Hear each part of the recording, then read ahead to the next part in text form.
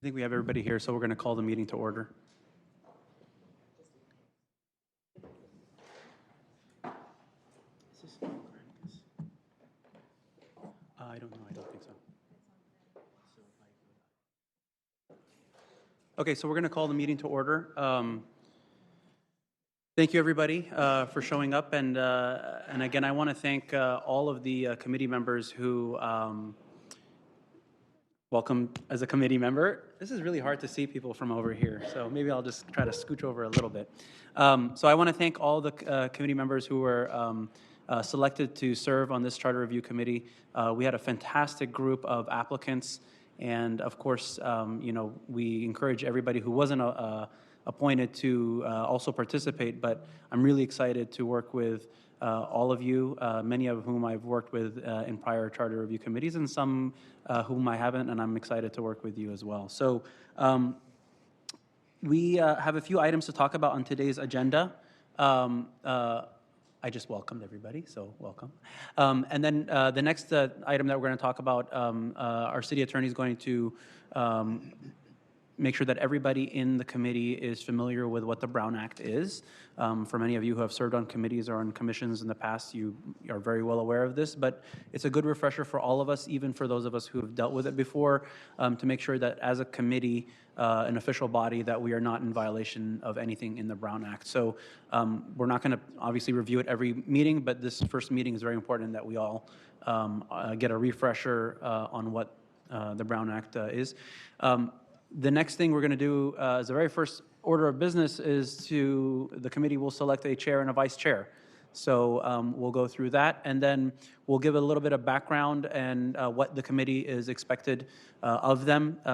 Certainly, many of you are already familiar because we talked about it as part of the interview process and the application process, but it's also a good refresher for the public who may be watching or participating in person here in the room.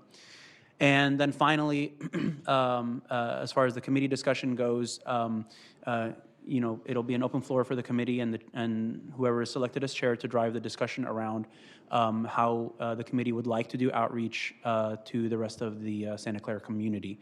And we'll end with public input, and then that'll be it for our very first meeting. So with that, I'm going to hand it over to our city attorney, Brian. Excuse me, City Clerk Agag, you have a public presentation section before that. This is for items not on the Yes. agenda. So are there any members of the public who would like to speak on an item not on the agenda? Going once, twice. I think everybody's here for the stuff on the agenda, so we'll move on. Thank you for the reminder. Hello, everyone. My name is Brian Doyle. I'm the city attorney for Santa Clara. And it's nice to meet you all at this first meeting. And I want you to all know that if you ever have any questions, you feel free to call me or send me an email, and we'll try to get your questions answered. I'm just going to briefly go over the Brown Act. I see most of you have already probably sat on legislative bodies in California, and so you probably know most of this. So it's basically it's also referred to as California Open Meetings Law. So you want to have the decisions of a legislative body to be made in public at an open meeting that's noticed. So that's the general idea of it. Open and public is, as I just said, this is actually in the statute of the government code. And indeed, you are a legislative body under the law because you have been appointed by the city council to do work for the city council. And so I think there is an exception for ad hoc subcommittees, and it's possible that this could be interpreted as an ad hoc subcommittee, but the whole purpose of this body is to get public input, and therefore we're just going to deem that this body is subject to the Brown Act. We're going to follow the Brown Act in your meetings. And so I'll advise you as to what your duties are under the Brown Act. What is a meeting under the Brown Act? A meeting is any time that you get a majority or a quorum. Those are 7 of you, so 4 of you should never try to get together and make a decision outside of this meeting. Okay, so you'll have publicly noticed meetings. You can debate and vote to your heart's content at the public meeting, but 4 of you should not try to get together outside of the meeting and decide what your vote's going to be. The 4 of you can get together to, go to a football game or play mini golf or, do whatever you like, collect stamps, but as long as it's not involving the Charter Review Committee, don't try to get together and talk about that. So you should also avoid serial meetings. What's a serial meeting? It's where one person goes to the next person, and it's kind of like the old children's game of telephone. You all try to, in a serial manner, arrive at a common vote that you're going to take a decision. So I think you're all familiar with that and realize that you're not supposed to be doing something like that. Again, this is other things. I should mention email. Be careful about email among yourselves. We'll try not to email you as a body because that can, if you're all on the same email, then you could hit reply all and we could start having people accusing you of a Brown Act violation. We don't want that kind of thing to go on. The other thing about the Brown Act is you pretty much have to stick to the agenda that was published. You have to, under the Brown Act, you have to publish the agenda 72 hours in advance so the public knows what the meeting's going to be about.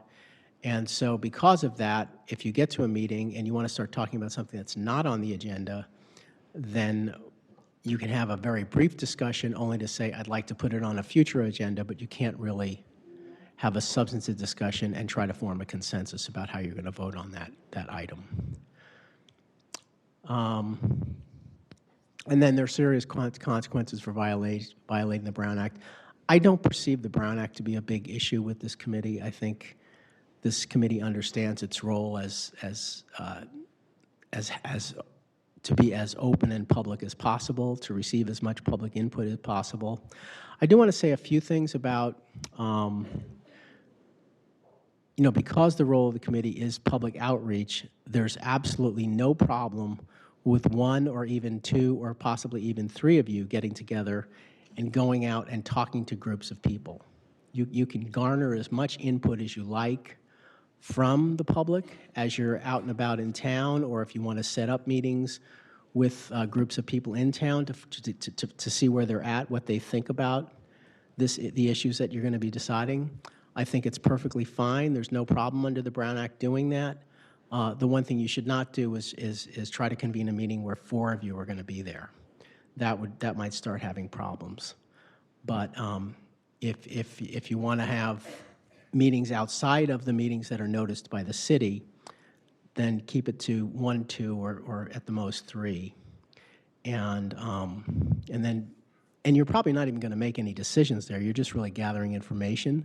So if you do that, though, you probably want to report back to the full body of what you learned, because that's the whole purpose of having those kind of meetings. And we could talk more about that later as to how you might want to do something like that. So that is pretty much it on the Brown Act. Does anyone have any questions about the Brown Act? Okay. So do you want to lead the discussion of selecting a chair and vice chair?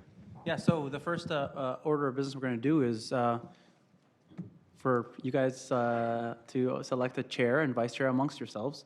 We're just going to keep it a very simple process. So we'll just ask for nominations. You can nominate yourself or somebody else. And then once we know the list of folks who, if they accept a nomination, would like to serve as a chair, then we'll just take a vote and we'll select somebody with the highest votes.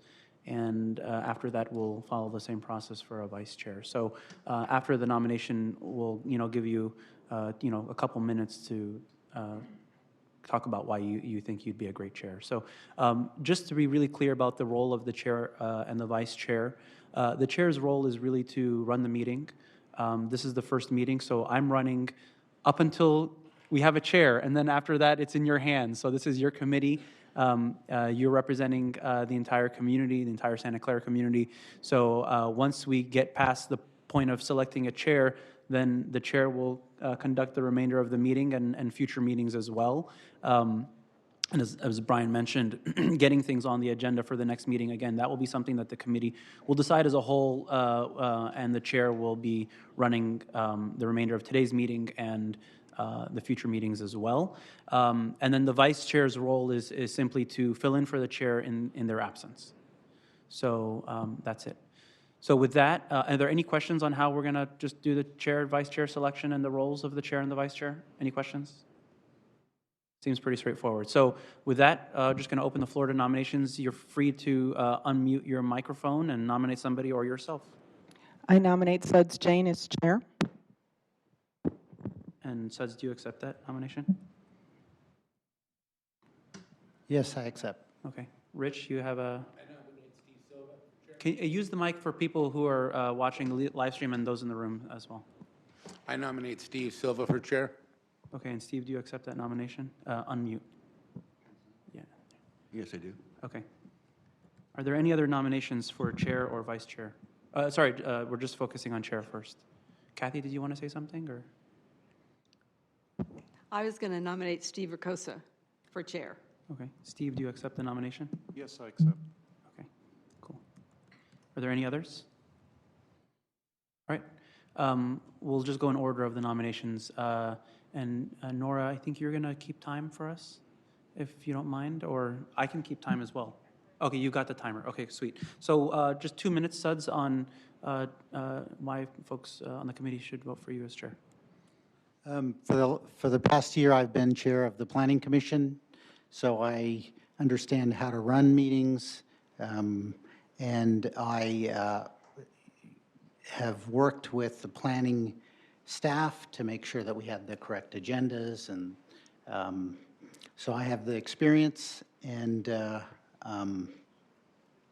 I think I thoroughly understand the Brown Act, having been trained in it several times, so that's... Okay. Steve Silva, 2 minutes, or up to 2 minutes. 2 minutes, okay. Myself, I was on the first Charter Review Committee in 2011, and on the 2015-2016, I attended most of the meetings, not all of them. I chaired many events, many other committees through the County Fire Department organization, and I think I have a well-selected view of what needs to be done on this committee. Thank you very much. And Steve Ricosa, up to 2 minutes, please. Yes, I was a member of the 2016 Charter Review Committee, and I served there, so I understood how that went. Also, I was on the redistricting committee of last year, so I have a lot of experience on the issues, particularly that we're going to be talking about as part of this committee. And then also, I'm currently on the Board of Library Trustees, and I've served a year as chair, so I understand how the responsibilities of chairmanship. Thank you. Fantastic, thank you. So what we'll do is, since we have 3 candidates, we'll just make sure that whoever is selected has at least 4 votes. So if somebody's selected with 4 votes in the first round, then they'll be the chair. And if not, then we'll just do a second round. Okay? So I'll give folks maybe a minute to decide, and then we'll just ask for a show of hands. Can you explain how we're going to vote? Do we vote only one time and we raise our hands, or how are we doing this? Yeah, so we're just going to, each person will just get to vote once, and then if any one of the 3 candidates for chair do not get 4 votes, then we'll do a runoff. So the person with the least number of votes we'll just have take a second vote of the 2 highest vote getters amongst the 3.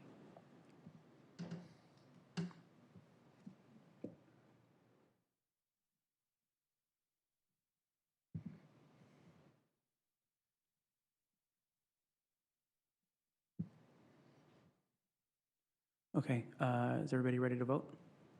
All right, so we're just going to do it in order. If you would like to select Suds Jane as the chair, please raise your hand, and you only get to vote once. Okay, so Ann, Suds, Chris. Okay, please put your hands down. If you would like to select Steve Silva as chair, please raise your hand.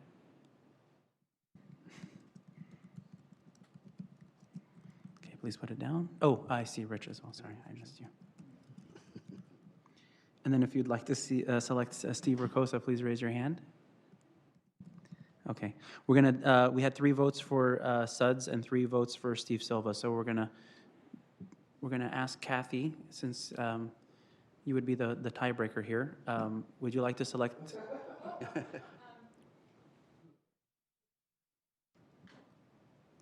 We can also take a vote again, but I don't know if the. Let's take a vote again. Okay, so we'll take a vote again, not to put you on the spot. Okay. So if you would like to vote for Suds, please raise your hand. Okay. And if you would like to vote for Steve Silva, please raise your hand. Okay. So Suds, you are the chair of the committee. If you would like to take it from here, and we'll make the same, we'll follow the same process for vice chair unless the committee would like to just select Steve Silva as the vice chair. That's up to you. Okay, thank you, everyone, for your confidence. I think in the interest of time, I think we should have Steve Silva be our vice chair, since he was the second vote getter. Makes sense to me.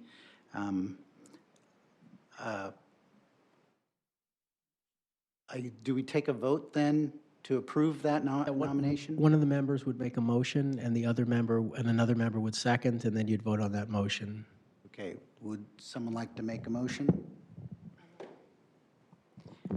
I make a motion that Steve Silva serve as our vice chair. Okay, all in favor? Aye. Okay, passes. Congratulations, Steve. All right, let's move on to our next agenda item. We have item number 5, background and roles and responsibilities. Item 19-810, implementation of voter-approved Measure N relating to district elections. Is there a staff presentation? Yeah, I'll do this presentation. So again, for a lot of the committee who have applied this, some of this is a refresher, but I would like to just go over it for the sake of the community who may be watching online or those in the room. In November of last year, Santa Clara held its very first district-based elections, which was ordered by a court ruling of the Santa Clara Superior Court.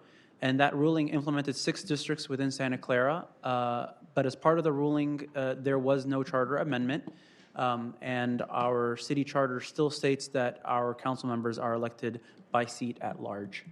And under the state constitution, only a vote of Santa Clarans, the electorate in Santa Clara, can change the city charter. So right now, as far as how the court order has gone and what's actually reflected in our charter, there is a mismatch. So because of that, the city council placed a measure on the November ballot soliciting the feedback from Santa Clara community as to whether or not the community wanted to engage in a public discussion around what they would like to see the city of Santa Clara look like in terms of how we elect our council members. The language of Measure N very explicitly asked, as you can see there in the red text, whether or not the community would like to elect its council members other than the mayor by district, and that passed with over 70, just slightly over 70%. And so that's what kicked off the constitution or the formation of this charter review committee. And as mentioned during the interview process and online, that the purpose of this charter review committee is to solicit that input, be the process or the conduit to solicit the input from the community on what the Santa Clara community wants to see in terms of how we elect our council members. So with that, once the community or once the committee solicits that input, they would be making a recommendation to the city council based on the input they've received from the community, and we'll make a recommendation on a measure to be placed on the March 2020 ballot. And based on the outcome of that vote, if the electorate decides to vote yes for that change, that would cause an official change in our city charter to reflect whatever it was that was on the measure and whatever it was that the community voted in favor of. What did I not say from this slide? I think. Oh, as part of this committee's focus, we do want to keep this committee very focused on what was asked for in Measure N. So although this is a charter review committee, this committee's scope is very limited in terms of not looking at other items on the charter to propose to the council. This is very strictly with regards to what the community's input and feedback is on how they would like to elect their council members. So that's not part of, so any other issues in the charter are not part of the scope of this committee. And as far as the input gathering is concerned, you know, it's completely up to the committee how they want to approach that, what, you know, sort of meetings or community outreach events that you want to do, either as individuals or if as a committee you want to form subcommittees. That's entirely up to you. The city has scheduled 4 meetings on the calendar, and based on the input that we heard very loud and clearly during the interview process from almost every candidate, the city staff has been awesome in finding availability at all 3 city libraries. And there is, although you won't see it in the slides, and I'll get to it in a minute, there's also potential availability at the senior center, and there's also a potential availability for a weekend date as well during the daytime. So really, it's up to the committee how they want to do outreach, but within reason, the staff is absolutely supportive of you know ideas you have. There is also opportunity for the Open City Hall survey, which exists. We have stated that the city will put up a survey, but it's up to the committee what you want on the survey. So there's no survey up yet, but it's up to the committee what they want to be able to put on the survey, what kind of questions, how they want to do outreach through social media or other channels and avenues. So that is, again, entirely up to the committee to discuss. And as part of the soliciting the input, this committee's role, and I know Steve Ricosa mentioned last year's districting committee, which helped draw the lines. This committee's role is not will not be drawing any lines. This is strictly soliciting input from the community, whether they want to elect their council members by district, yes or no, and if so, how many districts and how many council members per district, what sort of alternating elections cycles you will have based on the election year. So that is kind of the scope of the committee. And that's all I had. And so if there's any questions, and then we can just open it up. Yes, I have a couple of questions. Number one, if we change the number of districts, I guess this is for our attorneys, are we in violation of the court order and decision in any way? Or how does that expose us to litigation? If you change the number of districts? Yes, because the court ordered 6 districts. Well, I don't think it would depend on when you'd want the districts to go into effect and what would be the effect of the appeal. It's possible that if you wanted to change the number of districts for the 2020 election and the city loses the appeal, that we might have a problem. I haven't really thought that through. I think you really do want to, at the point that you get, if you decide that you want to do something other than 6 districts, if you do 6 districts, it won't make any difference one way or the other. If you choose something other than 6 districts, then you're going to have to think pretty carefully about how that would affect the next election, because you already have 2 council members that were elected from 1/6 of the city. So you'll have to go through a thinking process. You'll have to consider, okay, well, if we were to try to change for 2020, what would that look like in terms of those 2 council members, as well as what the new districts would be. You could also, there's nothing that would prevent you from having a hybrid. In other words, having for the 2018 and 2020 districts, you could say the council will be elected from 6 districts, but in 2022, we'll go to a different system. So it's wide open. So the goal really is to figure out what's the sentiment of the community about how they elect their council members, and but you're also going to want to filter that with some pretty hard thinking about, well, how's this going to look to the average voter? Are we going to understand who we're voting for and why? Who's going to represent us? What will the council look like in a hybrid situation? So it's, again, it's if you hear from the public that everybody really wants 6 districts, it may not make much difference. If you hear from the public that there's real sentiment for doing something else, then you'll have to think about what the effect will be. If we win the appeal, it's open. You can do whatever you like, but you'll still want to think about what it will look like to the voters. And by the way, it's not likely we'll have an answer from the appellate court by the time you're finished with your work anyway. So I think you just really want, to concentrate on what you're hearing from the public about how they want to go, and then we'll sort out kind of the variations on the theme depending on what they want to do.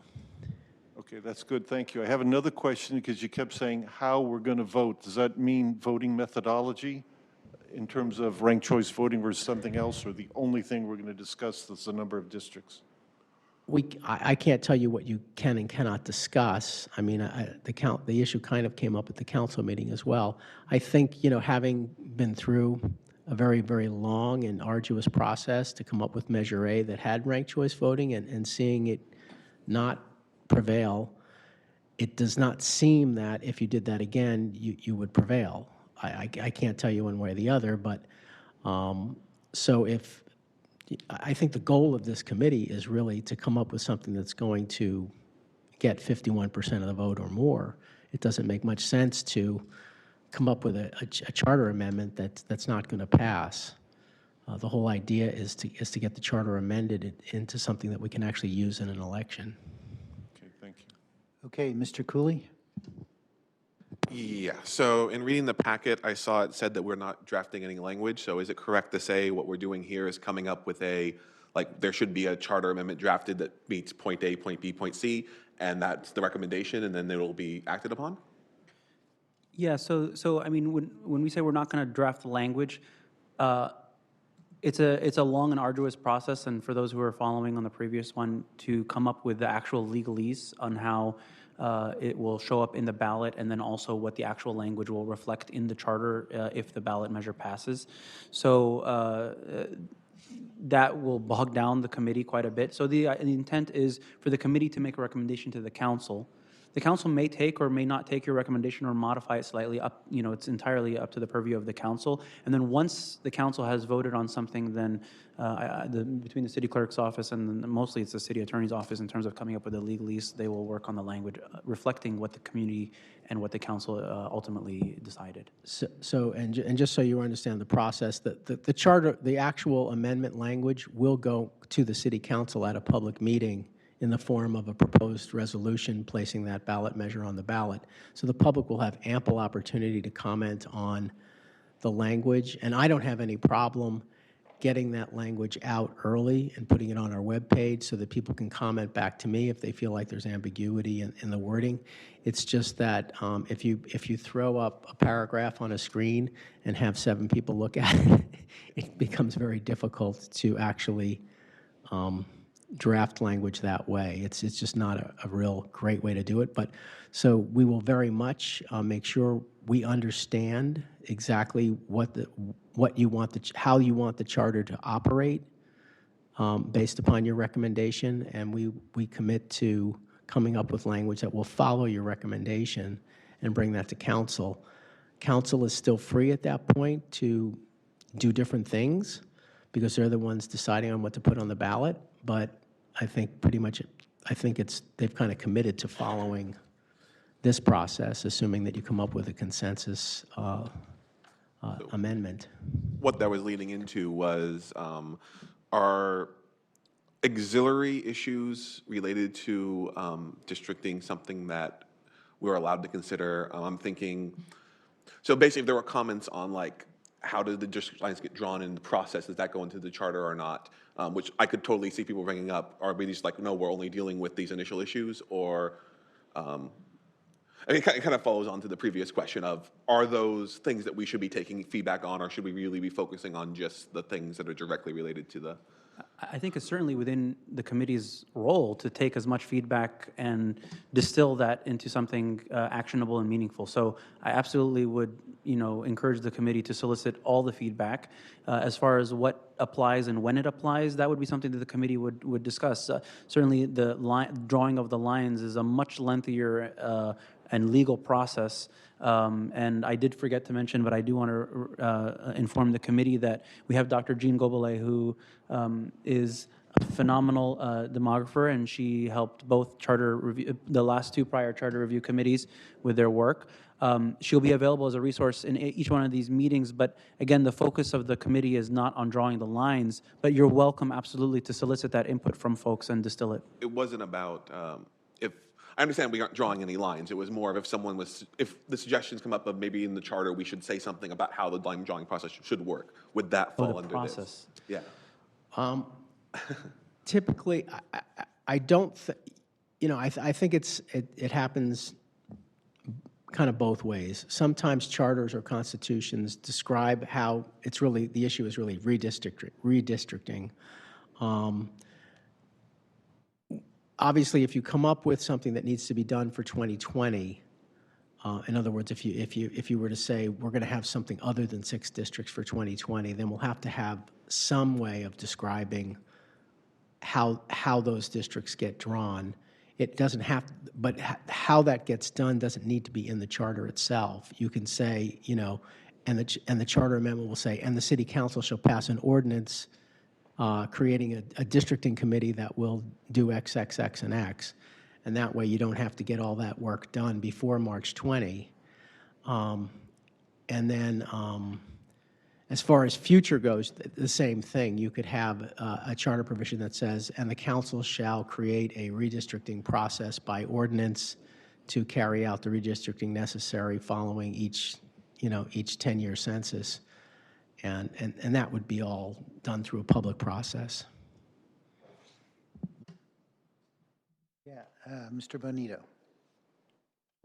Yeah, although we're not going to draw lines, can we use non-specific scenarios to come up with different arrangements to talk to people about? And we will probably be receiving some of those. Even though we won't be drawing the lines, but just somebody might have like a form or something. Is that acceptable to use? Yeah, you're free to use whatever tools necessary to solicit input and to get the ideas from the community. So, if you wanted to refer to some districts as the north or the south or the east or the west, or, based on different neighborhood types, I mean, that's entirely up to you on how you want to solicit that input. Just keep in mind that as you get into more specifics about certain neighborhoods and you kind of nudge people towards thinking about where lines are drawn, you may get them to think that you're drawing lines, and so just be cautious about it, but just at the same time, whatever, this is difficult stuff to explain to folks, so sometimes you do need to use examples for getting people to understand what you're trying to achieve, or for them to be able to provide meaningful input. So that's fine, but just be mindful of how you're framing questions and having those discussions. Right, I would just, it's such a difficult process to do the lines, it's a whole different story. So I just wanted to be able to slice things up in a way, not jogging around, just, straight lines, just as a point. As a visual aid, sure, that would be fine. And again, as a committee, you can all decide on how you want to use visual aids or different set of tools to communicate that. Okay, Mr. Silva. As far as districts go, and I think there's only, 3 options, either 6, 3, or 2, when it comes to districting? Or none. Or none, yeah, I guess. Well, yeah, I don't think that's necessarily true, but then if you have a different number of districts, then you start, like if you did like 5, we have 6 council members. Correct. So it's, there's not too many ways to divide that other than, yeah. 6, 3, or 2, that's what I was thinking. Right. yeah, You so- have a lot of imbalance if you don't do it that way. And There so have been other cities as well that elect a certain number of council members by district and certain number others At at large. large, that's true. You may think about that if that's input that you receive from the community, that, maybe we should have 3 council members by district, so that, maybe our city's not that big, and we only have 3 council members by district, and then the remaining 3 are at large. And so, there are many ways to slice and dice this, but again, the role of the committee is to solicit that input from the community and see what people are thinking and what's resonating mostly with the community. And, well, they're probably going to ask for options and for the pros and cons for going either way. So I was thinking, I didn't know there was another option where you can go 3 and then 3 at large. I didn't know that. Yeah, so that's, again, as the committee plans and discusses how they want to do the outreach and what questions you want to have on a survey, maybe having options to simplify things for you, for the people who are giving input, that may be an option that you do. And then maybe you have a free form for folks to suggest alternate ideas. That's entirely up to the committee. Yes, Mr. Cooley. Yeah, just a clarification on that. I recall in one of the earlier discussions when on the Measure N, it was been mentioned as 2, 3, or 6 districts. I don't recall if that was in the committee meeting or in the council meeting where they put that on the ballot, or if it was part of the arguments on the ballot for the ballot language. I think it may have been the initial council meeting. I think that the whole idea was not to pin it down to a number of districts. When council was asking, they were just looking for the concept of districts. Is this what people want? Do you want to elect people by district, or you want to do something else? So, in terms of your discussions with the public, it seems like 70% of the people wanted some kind of districts. And so, without kind of beating it over the head, it's really for you to figure out what does the public mean by that 70% vote for districts. And I think probably, since we had, what's a little bit different is the last election, you only had 1/3 of the city voting under a district system, and everybody else just kind of sat out, didn't get to vote for a council member. So 1/3 of the city experienced district voting, and 2/3 did not. I guess the question is that the actual ballot measure had nothing, those numbers were not mentioned on the actual ballot measure, it was just districting, No, correct? they're not. Awesome, The thank you. language was as written there. Awesome, thank you. Any other questions? Yeah, give me a second. I can go back just to refresh. Yes, Yeah, the red there, yeah. correct. So there's no reference to any certain number or mechanism or whatnot. It's just the community has expressed with over 70%, over 70% of the community has expressed a desire to have a say in how they elect their council members.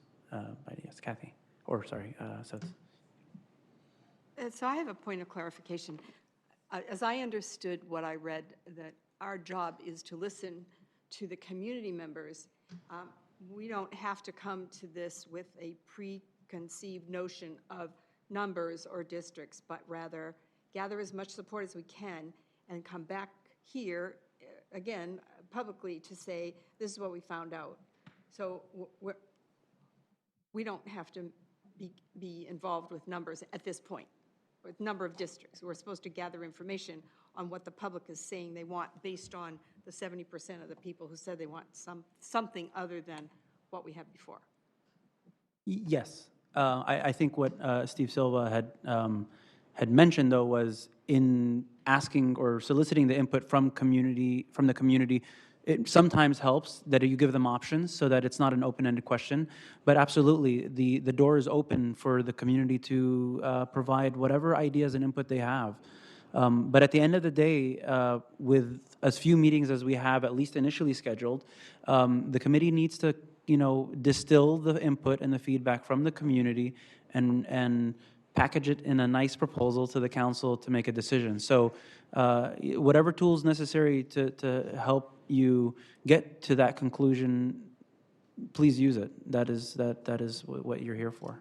And just a suggestion, because I want to really emphasize that use your own good judgment about like what you think might pass in having those discussions. I mean, someone might have a great idea, but if it's like way off what most people think, it's not going to help very much.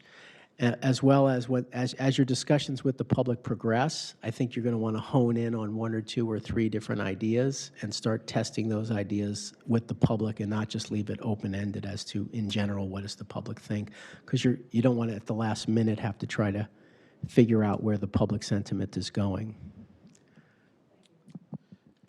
So I had a few questions. Do we have a budget where we can get some experts to come in? And I know we have some experts, but talk about CVRA and what other cities are doing and what's legal and what's not. The CVR, I'm the expert on the CVRA in terms of that. There is no, don't worry about the CVRA. A district election is not even challengeable unless you have an election under that district election where there was some kind of racially polarized voting. The CVRA really focuses only on at-large elections. It doesn't really focus on district elections. So I'm not going to say it's out of the realm of possibility that a district election could be challenged under the CVRA, but I think it's highly unlikely, and it certainly won't happen as a facial challenge. It could only happen after an election in which there was an unsuccessful or some kind of election where there was where someone could prove a racially polarized vote had occurred and someone was elected in violation of the law. So I would not focus really much on the CVRA at all in terms of figuring out what should happen with the charter. Okay, well, in terms I of just other don't want it to be experts, overturned, like, if I just said it at-large won't be overturned as a facial challenge. Okay, okay. Just wanted to make sure. Yeah, it's not a possibility. But, okay, so, but is there a budget? What's the budget? The staff has a budget to do public outreach, to work on scheduling meetings, so the question is, if you want some type of expert, we would need to know what type of expert you're looking for. We do have a demographer, and so we'd have to know. Right. So but there is a budget. Okay. And then would it, I know we're supposed to create a proposal to council.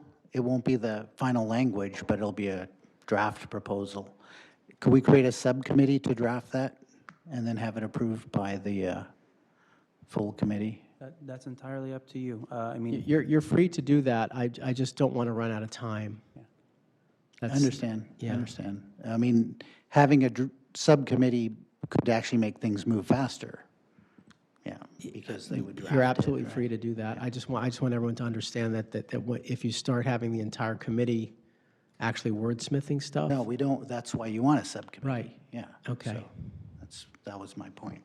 and just to be clear, I mean, so if you're mentioning having a subcommittee to figure out the legal language of the No, the not ballot the measure, legal or if language. you're just in Just terms bullet of points. making the proposal or what? I mean, at the end of the day, the city attorney's office will Of course. will work on the legalese on how the ballot measure shows up, how the question shows up on the ballot, and what the charter amendment language actually does. But having a subcommittee to distill the information and come up with proposals, absolutely. And I do think that's going to help move a little faster, because as a subcommittee, if you're less than 4 people, you can meet without being in violation of the Brown Act. And I encourage that you do have these opportunities to distill, because you're going to get a lot of feedback from the community. And if you're just relying on the remainder 3 meetings that you're going to have to distill that feedback, we're going to end up, in the last meeting without a proposal, and that's where we don't want to end up. We don't want to end up in that situation. So. Right. Okay. And then for people to get feedback back to us, is there a email that they can email to, and then that would be forwarded to all of us? Is that how it's going to work? So definitely they can submit their feedback through the Open City Hall survey. That, again, it will be up to the committee to identify what sort of questions they would like on the Open City Hall survey. I know in prior charter review committees there was a generic email address that any member from the community could send to, which was then forwarded or collected and then forwarded to all the committee members. So I'm certain, Robin, that we can probably get that back up and running it and just reuse the same, I think it was just charter committee at Santa Clara CA. Yes, I'll look into if the generic still exists. Right now, we have the clerk at santaclaraca.gov set up, so input can come in via that. It's what's been promoted in social media so far, but if we can get a dedicated one, we'll do that as well. So we'll look into that and let you know. Okay. And then how do we provide input to what goes on the survey? That'll be up to you as a we will committee to draft decide, the and then you survey. will direct staff to create a survey with the questions you're looking for. Okay. Any other questions? Yes, Mr. Bonito. Yeah, it seems like it's pretty simple, and if we don't try to make something much more out of it, we can get through it. But, you know, there's a lot of things going on with voter rights and what have you, and that's not what this is about. Well, my understanding is, just to get an echo here, we need to find out what the city wants, you know, the people, the residents want, the voters. This way, if we put something on the ballot, it's going to pass. It's more likely to pass because we've done such a great job of community outreach. And so, I don't know, anything more just seems to be a distraction. Am I right or halfway there?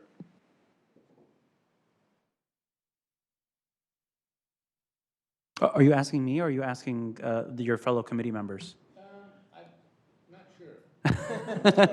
I think you said it was a statement, yeah. I just feel like we're kind of getting into discussion on outreach and meeting dates, because this is talking about how we're going to, talking about the survey, talking about what we're going to do. Seems like it falls into that. So should we move? I mean, it sounds like everyone's asked all the questions about the previous presentation. So especially maybe we move on to the next one and resolve it under how do we outreach? Does that sound? I can get a clarification or? So I have a slide on this one as well, and then the committee can continue to discuss. If you'd like me to just move forward one slide. On I'm the happy meeting to. dates, yeah, but I'm going to open it up to the public to see if they have a comment on that item, which is on the agenda, correct? Yes. Okay, would any member of the public like to speak on this agenda item? 1910, right? Yeah. Okay. So Okay. can you remind the room which agenda item you're specifically referring to?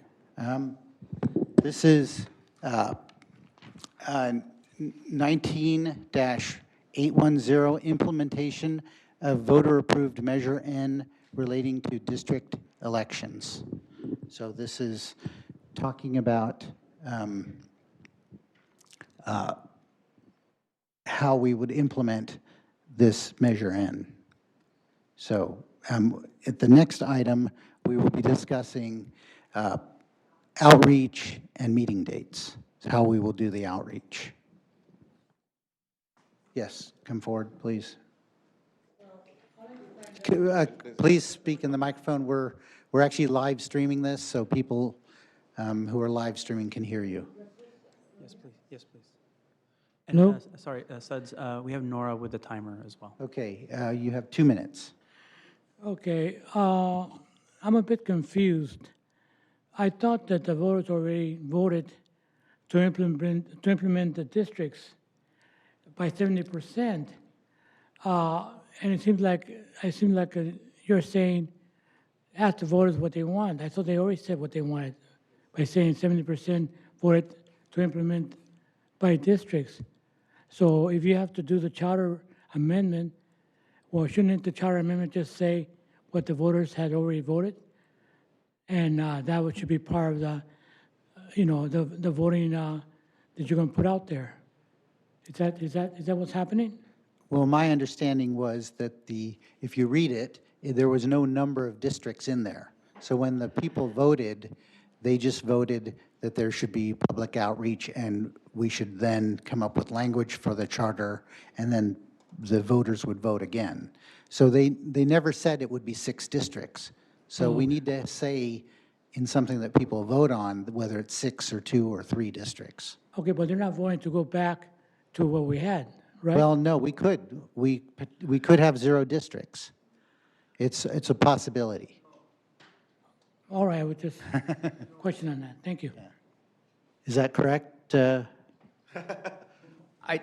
don't think that's what Measure N was suggesting. Okay. But I don't know if the council would put something like that on the ballot. I agree, but Mr.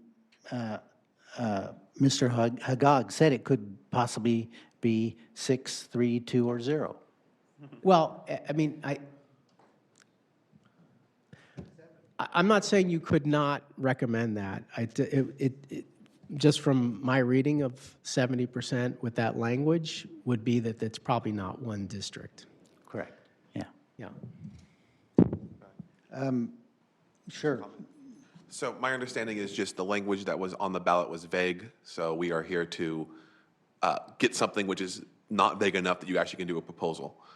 Because the real output of the ballot measure was we want to do something with districts, and we want to have the mayor not elected at large. And that is all that has been decided right now, and our job here is to help diffuse that into a more concrete, actionable thing. Would any other member of the public like to speak on this item? Come forward. We're on 5. Yeah. Okay. All right. Would you like to speak on this item? My name is Wes Mukuyama, and I've been a resident of Santa Clara for 45 years at the same address.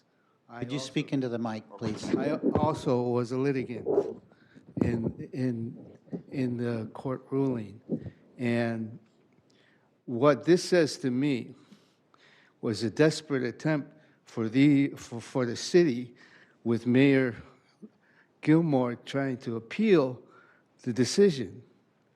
But we won Measure A. We defeated Measure A. The people voted against the 2-district system, ranked choice voting. That should be in the past. We wanted 7 districts. So you could ask for, they didn't tell you that. You could ask for 7 districts so that there could be a 7-district member, and the mayorship could be rotated. So we were looking at that. So you have to look for what they don't say, because they lost. And they're going to spend millions of dollars, again, my taxpayer money, to do this. So it says to me that you would just endorse what the decision in court was. You're just endorsing it. You're not saying I'm against. If you go to 2 districts or 3 districts, you're voting against it. If you go for 7 districts, we would like that, but we settled for 6 districts. So the outreach, and I notice here, there's only one person of color, 2 women. What kind of committee is this? And I want to see somebody who looks like me on this committee. But I think the committee, in a sense, is just commissioned to endorse the 6th district, what the law says. Thank you. That's my point.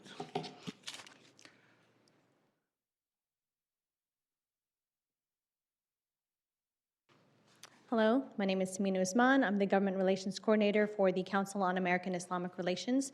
I am also in favor of either a 6 or 7 district method of electing our representatives. We've already seen that it does work. We have finally the first person of color on the City Council, and honestly, having a district method saves candidates money, because they don't have to campaign like either across the whole city or half the city. They're able to only campaign in their district, which allows for those who might not have access to funds like others, or they would not have access to special interests who might be donating to their campaigns.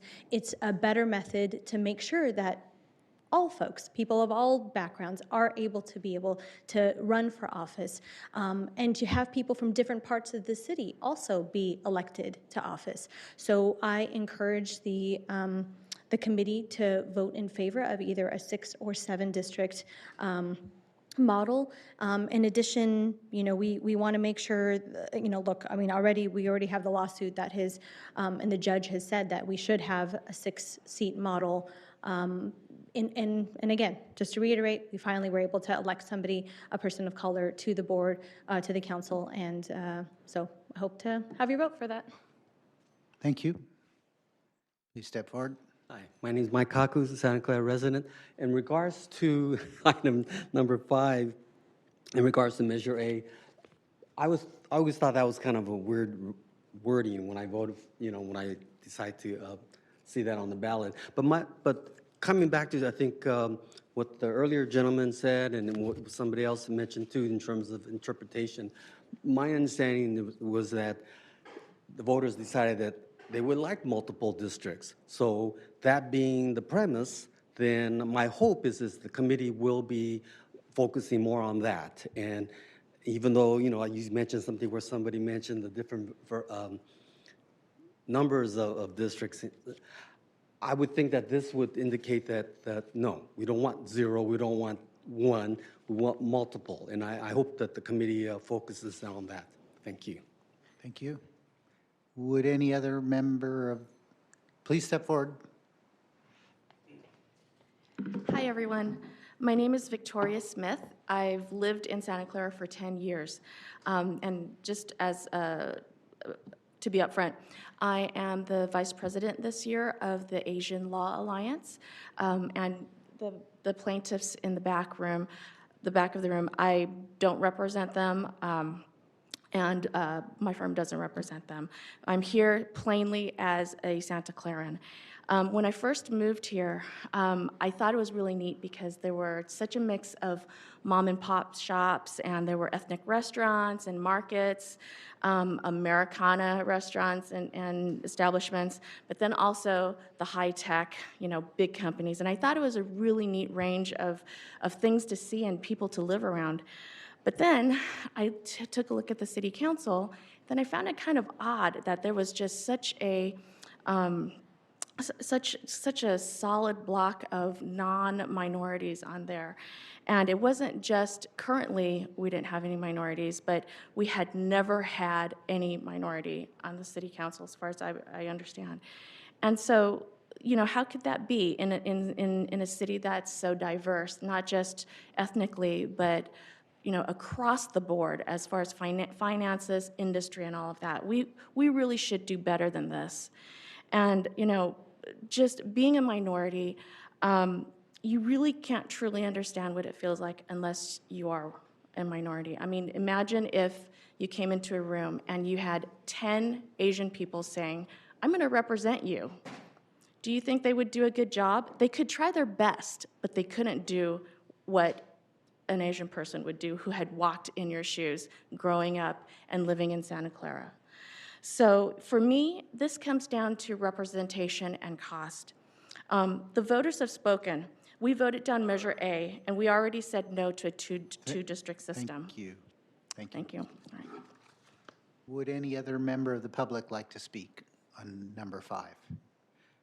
Motion to close public hearing? Oh, no, this is... It's not a formal public hearing. It's not? Okay. No. All right. We can now move on to number 6. You have a slide, staff? I do have a slide on the dates and locations and tentative start time for the remainder of the meetings that are scheduled as of now. And as I mentioned earlier in the meeting, the city staff has heard very loud and clear from the feedback during the interview process on ensuring that we had locations throughout the city. So you'll see that next month's input session is at Central Park Library. The one after that is at Mission Branch Library, and then the final one is at the north side. The time slots for those libraries have been booked from 6 p.m. onwards, so I know another bit of feedback was at 6 p.m. may be too soon for folks coming back from work and needing to make it, just members of the public coming back from work to be able to provide input at these meetings. So as you can see, it says 6 p.m. or later, so that would be, we'd like some direction from the committee on your proposed start times, keeping in mind that we don't want to make it too late as well. So the final line on that chart, it says it's a potential for a Saturday input session, so that is available at the Northside Library as well. And city staff has also confirmed that the senior center is an option, and they have some dates that they've looked at for the senior center as well. Aside from these official, like these sessions that you see on the slide here, again, the committee, there were several ideas that came throughout the interview process about creative ways of reaching out to local communities in each of your respective districts or any of your special interest communities. That's all I have for this section, but I would highly encourage, as part of the discussion for the committee now, to discuss amongst yourselves any other creative ideas on how you would like to do outreach beyond what we've already said in terms of Open City Hall and these meetings. And then before we jump off of this item, to please make some decision about the start times and about the other sessions aside from the first four that are listed there. Okay, Mr. Recosa. Yes, can we move to the last page of the agenda packet today where you have the alternate dates for each month? I thought we'd use that as a discussion point. Slide for that? Yeah, do you have a slide for that? I don't have a slide for that, no.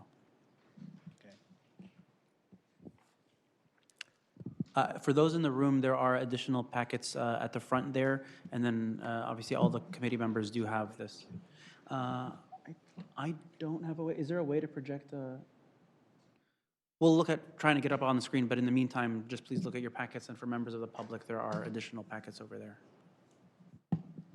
Can we start the discussion? Can you show the packet? The packet on the screen?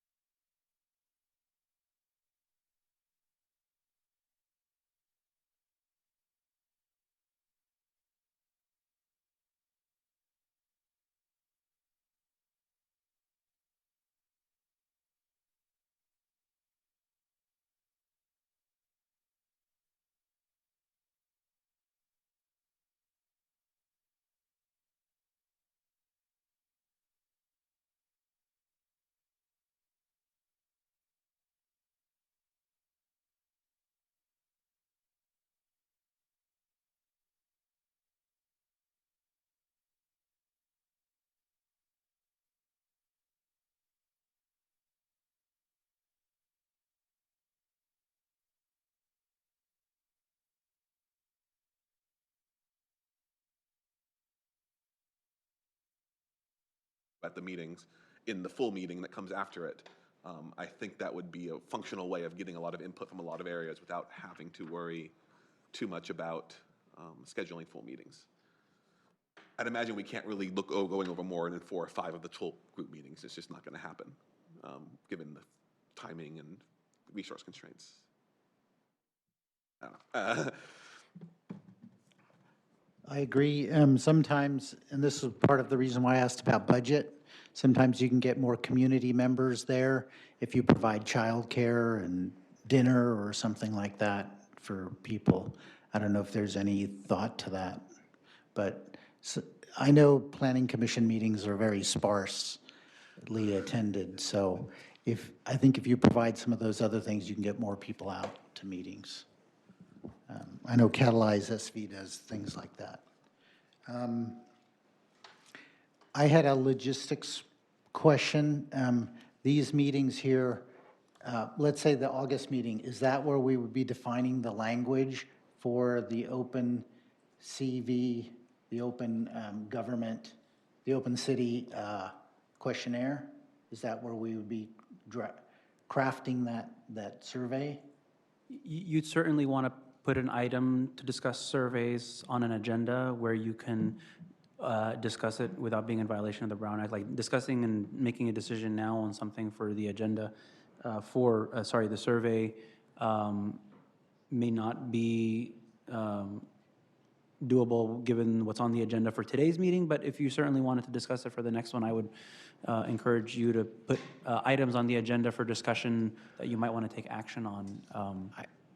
I'm just thinking from a timing standpoint, we may get behind the curve if we wait to the next meeting to start any kind of survey questions. So my suggestion would be is any questions that members might have that they would like to see on the survey, to send them to city staff, to Robin, get her, she can compile all the questions, and then we'll have that as a sounding board at your next meeting for, is this the survey you want to see go out? In the meantime, staff can create their own survey based upon, the kinds of things you might want to ask. They might even take the questions that you give staff in between now and August, do one initial survey, and then increase the survey.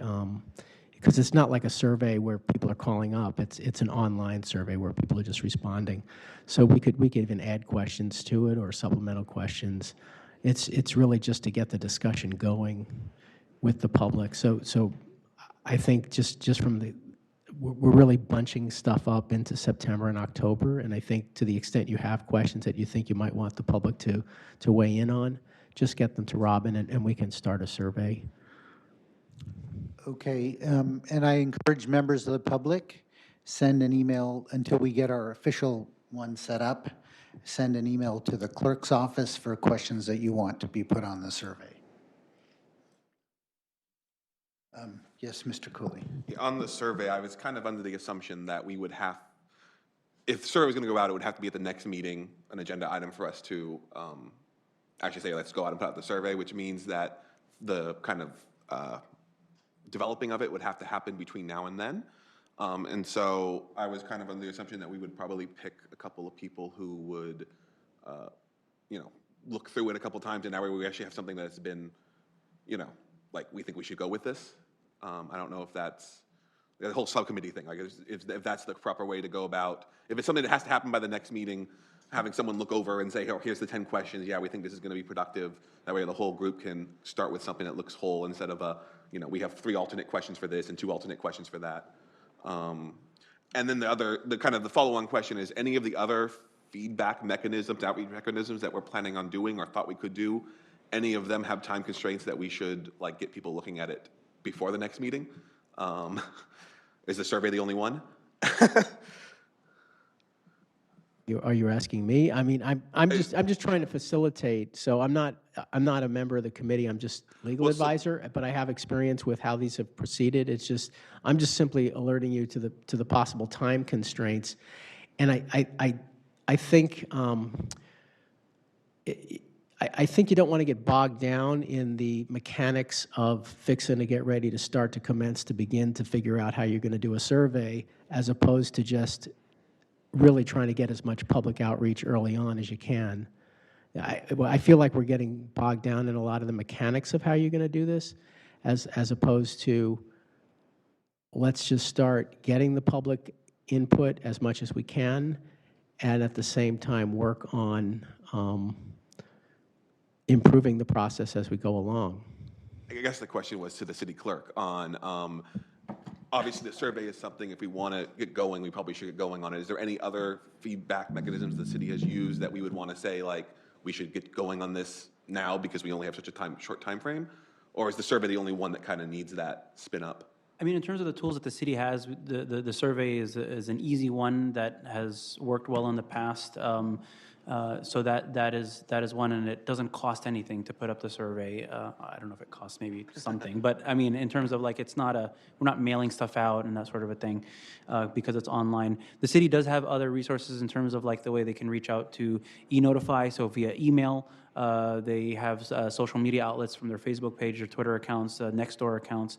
So there are other avenues to reach, to outreach, and certainly the city staff would be pushing or publicizing not only these meetings, but also, the availability of a survey, the availability of, or the ability for members of the community to just email free-form comments or input to the generic email. So those are the tools that are readily available.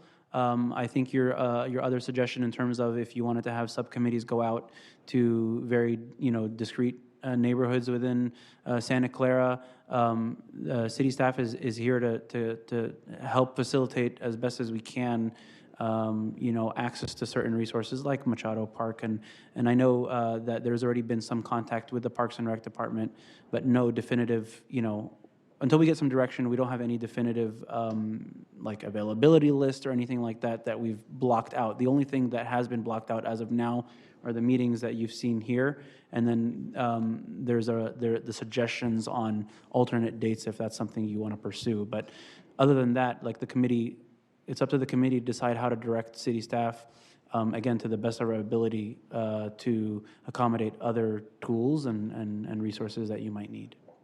So And I guess if, where I'm as Suds struggling- mentioned, like there's some other things that you might want to do, like I don't know what we can commit to until we go back and look at whether it's the budgeting issue or how we can, if you say like food or childcare or something like that. I want to reiterate what our city attorney said. The importance is to get out there and get the input, and we don't have a lot of time to be working or spending on the mechanics of how we get that input. But we're definitely looking to the committee on how they want to do it, and we're here to help. So what I'm struggling with is the public meeting issue, because we can't make any decisions on creating subcommittees or releasing a survey unless it's been agendized. Is that correct? Sure. No, you can. You don't need to make a decision to go out and just form your own voluntary committees. I mean, you could walk out of this room, and any two of you could say, "Hey, do you want to get together and start going out and talking to the public at various places that we choose?" You can just go walk out of the room and just do that now, because you're not creating an actual Brown Act committee. All you're doing is creating two people doing outreach. It's two people going out, or even three people going out and asking the public to go to coffee with them at a coffee house, or meet at a park, or whatever, your living room, whatever you feel like doing, you can do. You don't need you don't even need the blessing of the full committee to do something like that. I mean, you're just free to do that. Understand. But if we were to create a subcommittee, and a formal subcommittee, then that we would have to agendize that. It is agendized. It's in here. Yeah, I mean, you could. It's under this action item we have. And talking about doing less. And a chair can create a subcommittee. It doesn't take a vote of the committee.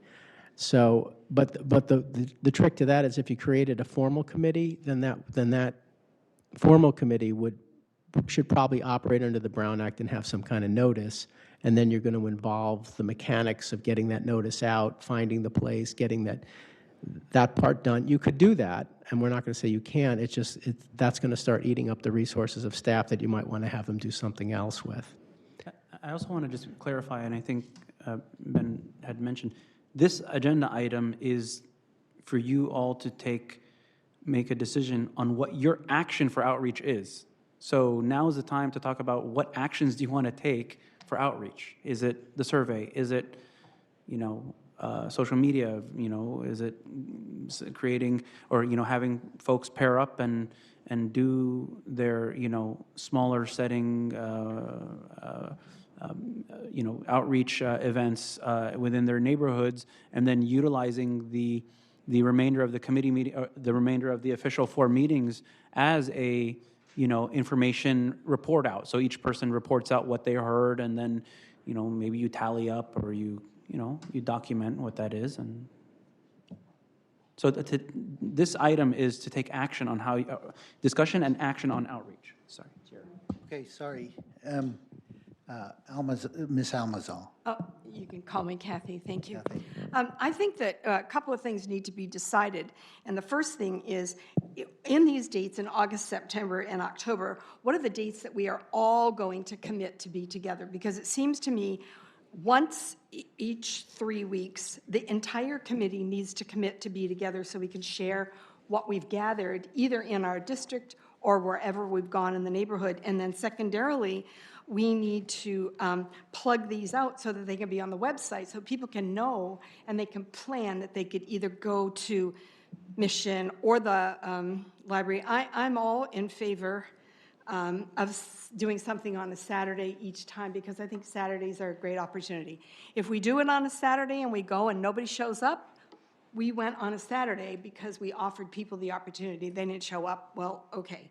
But I would really like to know how we're going to tell the community we're going to be at these places. I certainly understand that maybe 2 or 3 of us would go somewhere else, and that could be called a subcommittee, or it could just be called 2 or 3 of us going out. I'm hoping that in my district I would be able to call, I lived there a long time, so call some people up and say, would you invite some neighbors in so we could talk about that? I just want to hear what people have to say about this question that they felt so compelled about. So is it possible for us, Mr. Chairman, to determine the dates here that we're going to commit to and the places, and then let's talk about the time. Are we going to always be at 6 o'clock, or should we be at, I mean, I agree that you can't, you got to, I don't know whether you start at 5 o'clock and some at 7 o'clock, but certainly not 8 o'clock. I